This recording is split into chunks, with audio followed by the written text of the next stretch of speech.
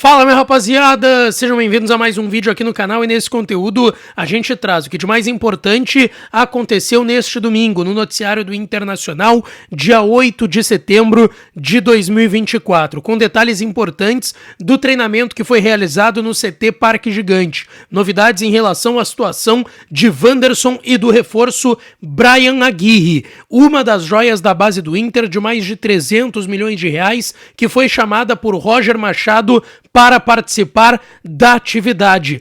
Aliás, falando em Roger Machado, o dilema que vive o técnico do Internacional. O caso curioso envolvendo o D'Alessandro neste final de semana aqui no Rio Grande do Sul. E a semana decisiva, que conta com a possibilidade de saída de Wesley e chegada de um atacante espanhol.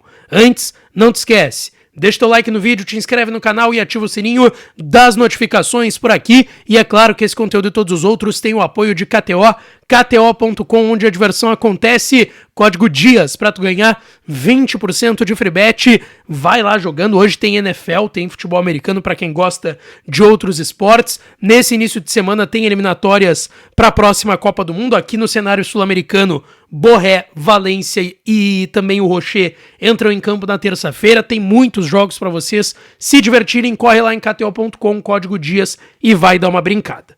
Gente, vamos lá.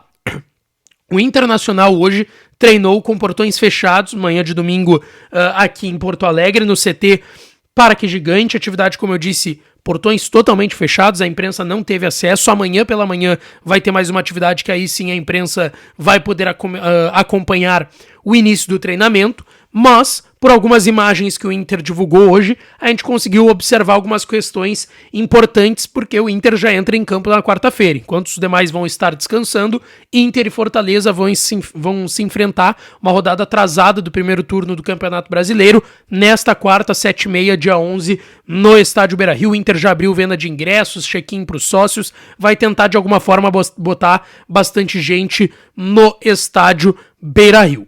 Bom, para essa partida, a gente sabe, Rocher, Ener Valencia e Borré não vão jogar, estarão com as suas seleções um dia antes dessa partida jogando em outro país. O Rocher vai jogar na Venezuela contra a Venezuela, o Borré vai jogar na Colômbia, o Ener Valencia vai jogar em Quito, no Equador, então não vão chegar a tempo do jogo de quarta-feira. O Gabriel Carvalho, que entrou em campo contra o México no primeiro jogo, na vitória do Brasil. Hoje o Brasil venceu o México de novo no finalzinho do jogo por 3-2. O Gabriel Carvalho não teve gol, não teve assistência, não jogou. No primeiro jogo ele entrou no finalzinho da partida, retorna amanhã do Rio de Janeiro. Esses dois jogos contra o México foram amistosos preparatórios para o próximo Sul-Americano Sub-20. Volta do Rio de Janeiro, foi em São Januário os dois jogos e deve jogar sim na quarta-feira, inclusive começando o jogo contra a equipe do Fortaleza.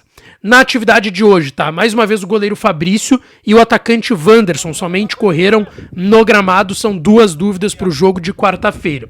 O Brian Aguirre correu, tá regularizado no bid, mas já corre agora de chuteiras. No início da semana passada, quando ele chegou em Porto Alegre, foi anunciado pelo Internacional, ele ainda corria com tênis, depois passou a trabalhar com bola e hoje ele correu de chuteira e também trabalhou com bola. É mais um indício positivo de que o novo reforço colorado, lateral direito de 24 anos que veio do Lanús, deve estar em campo na quarta-feira. A questão é se ele vai sair do banco no segundo tempo ou se ele já vai começar a partida contra o Fortaleza. A gente sabe que é um jogador que vem para ser titular do Internacional.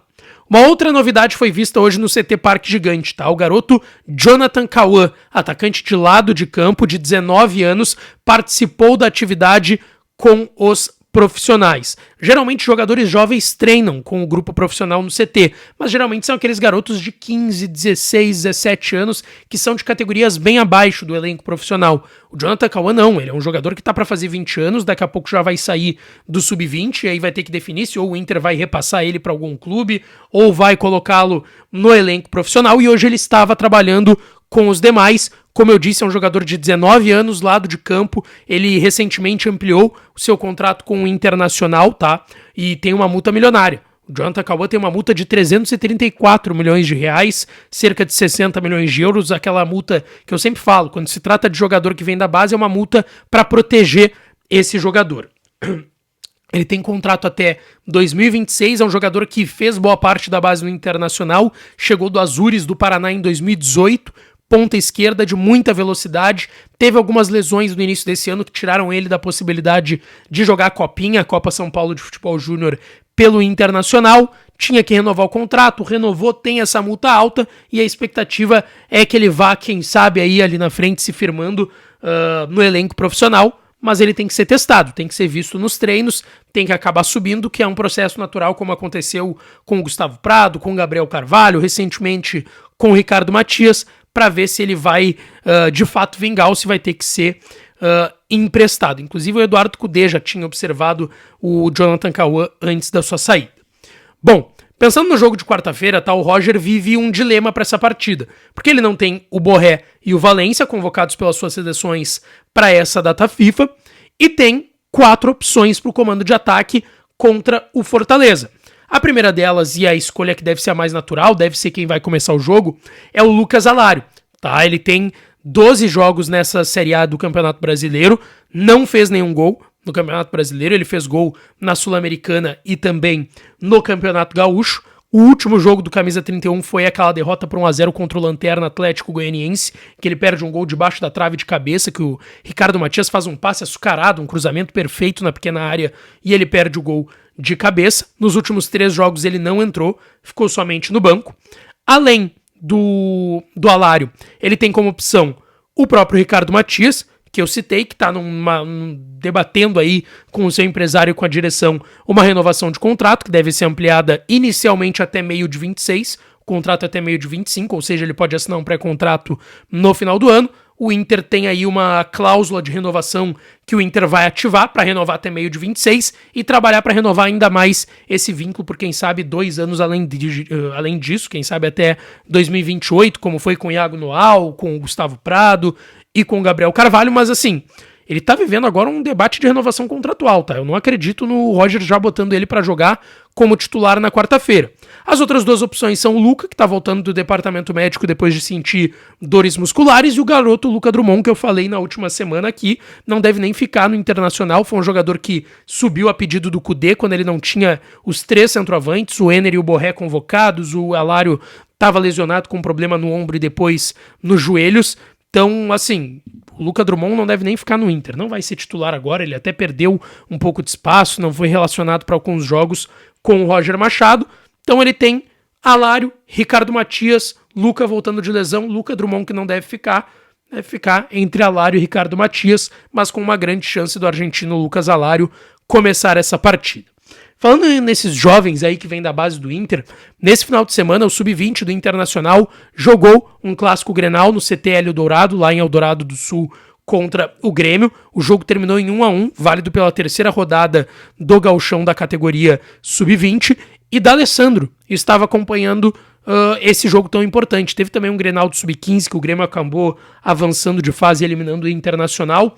O D'Alessandro acompanhou esses jogos e ele mesmo falou na sua chegada ao Inter, né, que acompanharia a base e o feminino também, segundo o D'Alessandro, na sua entrevista coletiva, na chegada como diretor esportivo do Inter, que acompanharia e base e feminino, muito além do trabalho só de vestiário, só junto com a comissão técnica do Roger no elenco profissional do Inter. Gente, hoje é domingo, amanhã é segunda-feira e vai começar daí, de fato, uma semana decisiva para o Internacional. Principalmente em relação ao Wesley, que teve procura do Besiktas da Turquia, que sinalizou, não ofertou de fato com papel timbrado na mesa do Inter, mas sinalizou com uma oferta na casa dos 7 milhões de euros. O Inter tem 50% do Wesley, tem que pagar aí 11 milhões de reais para fechar a compra dele, né? O Inter contratou ele, mas tem que terminar de pagar o Cruzeiro. Não pagou a primeira parcela, por exemplo, de quase 3 milhões de reais, dos 11 totais do Wesley. O Inter tem 50%, o Cruzeiro tem os outros 50%. Então o Inter não queria 7 milhões para ficar com 13,5 e dar outros 13,5 de euros para o Cruzeiro. O Inter queria 7 milhões de euros só pela sua parte. E isso o Besiktas sabe já. Só que ainda assim, o Besiktas deixou claro que poderia vir com a oferta oficial até o fechamento da janela turca, que é na próxima sexta, dia 13.